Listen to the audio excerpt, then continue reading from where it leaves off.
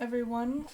So my presentation is about someone we're already familiar with, and I'm going to sort of be emphasizing what in Edvard Munch's life made him tick, what made his work important, and also hopefully what'll be a bit different is I'm going to go a little bit more into the femme fatale, and not just as it relates to Munch, but sort of what also we see in this century moving forward.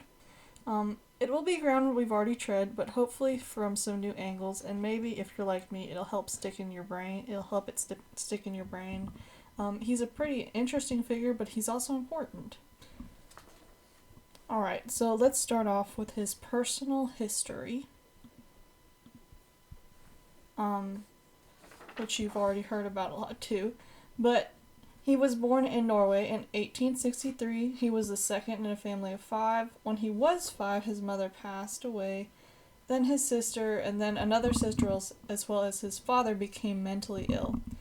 These deaths are what he sort of described as the black angels over his life. The impact was so lasting that even at age 21, he would paint the deceased, and that's what you're seeing now in this painting, Sickbed. That's of his mother and his sister. Other painful experiences or detrimental experiences. He suffered from alcoholism for most of his life, and among other things, later in his life he'd already started painting and getting developed there, but he settled in Germany for a while and became a part of a group called the Black Piglet Group. It was kind of a group of artists, and there was a lot of alcohol. One woman a part of that group, Tola Larson, she was part of the scene. She told Monk to come visit her, said she was dying, but she wasn't dying. She had a gun and she was threatening to kill herself if he didn't tell her that she was in love with her, or if he didn't love her. Monk tried to shoot himself instead. It didn't work, but it was an experience that haunts him for the rest of his life, and you can it adds to this view he had towards women and just the overall darkness of all of his work. So getting into more of his effects on art history and what he took from art history, his first artistic influence and what kind of made him transition was his aunt. His aunt was in the art scene, and he took inspiration from her. At age 17 is when he switched from an engineering track to go to a state art school. He was trained by classically trained professors at first, but he wanted to expand into new ways of thinking, new ways to making art besides the classical, and he kind of started hanging out with a group that would be considered sort of bohemian, which, bohemian ideas kind of stirred up controversy, so that kind of thing helped him stand out as well. But he doesn't really go into the purely bohemian category, but he liked to expand and look at ways differently, so he liked these new idea groups. It's hard to define exactly what school. A lot of artists, you'll say they're impressionist or so on, but Munch didn't really fit into that sort of category. He didn't really have a specific school. At age 21, that same year he painted the Sickbed. He went to Paris for 3 weeks, came back to Norway, and then he eventually did go back for a 3-year trip. But what he took from these trips was, at first, the Impressionists, and just the little bit he saw is what he needed to kind of kick off this new style. He took their techniques. He was really into this impressionistic technique. Like with Seurat, I have a picture up for you of Munch's Spring Day on Carl Street, and you can see the pointillism that he takes from Seurat.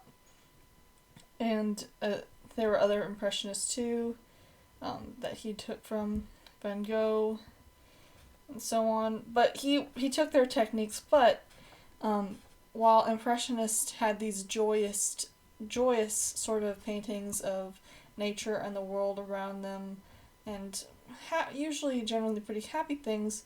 What made Munch's difference was it was kind of this tapestry of the human experience as a whole, and it included a lot of the melancholy that he was used to.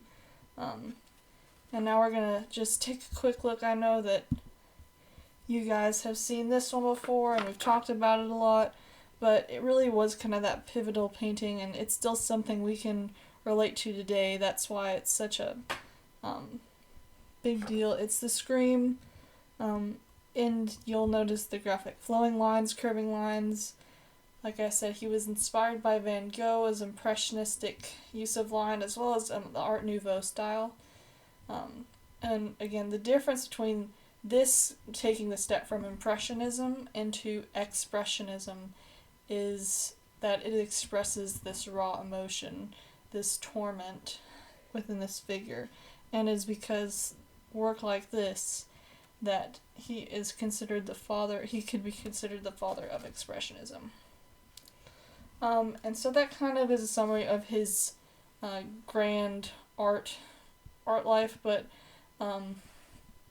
I was initially going to do this project a little bit more into the femme fatale, and I was kind of interested in vampires. Those of you who know me a little bit know that I'm doing a presentation on, or not presentation, my exhibition is about vampires. I'm really into that kind of thing, but it interested me to see what the connection was. I ended up focusing a little bit more on Munch as a whole, but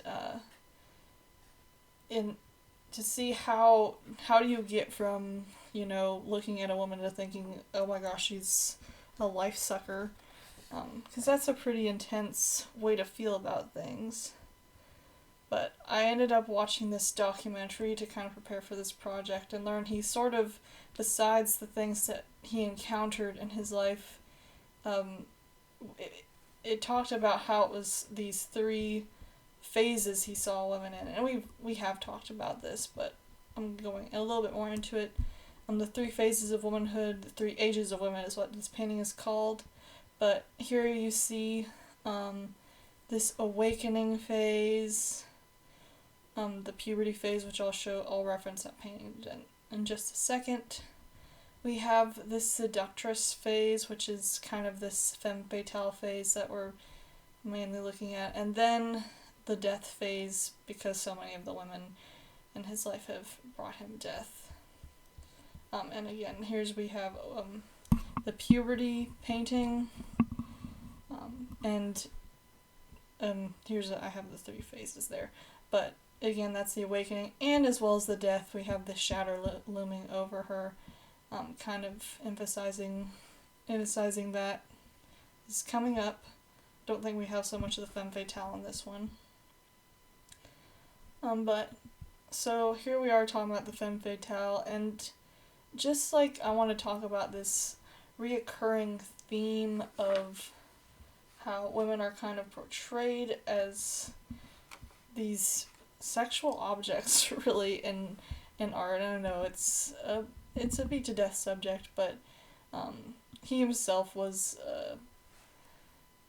he had his own affairs, and of course he had these women who had died in his life, which you can make that association, but overall in this kind of prime of woman, he sees as this temptress, domineering figure, and I wanted to talk a little bit about how, just maybe not even talk about, but think about what we've been learning since we've learned about Munch, and how that viewpoint of women, maybe not always as domineering, but as these, sexual beings, has continued. And we think about surrealists, and I kept thinking about the praying mantis, and how if it would have been something that Munch would have known about, would he have incorporated the praying mantis into his work, because it seemed to apply so well, having this female creature that eats its mate. So it's just something that seems like he was kind of a weirdo for being nervous about it, but it is an idea that carries through. anyways, the next thing, there was a breakdown he had, I want to say, and after this mental breakdown over alcoholism, unlike Van Gogh and a lot of artists who passed away from their sort of breakdowns, he sobered up, and we talked about this mural, the sun, and people. The funny part is, after he got better, people really didn't think his art was as powerful because it didn't have that same distressed emotions. Not until the very end, and we've talked about this piece too, but Self-Portrait Between the Clock and the Bed, where he's kind of addressing imminent, passing away, imminent death coming soon. And then that's where we start to get that feeling again. But so there's Monk again. Hopefully some of the stuff has stuck now that it's been repeated many times. Sorry about that. Hope y'all are doing well. Bye.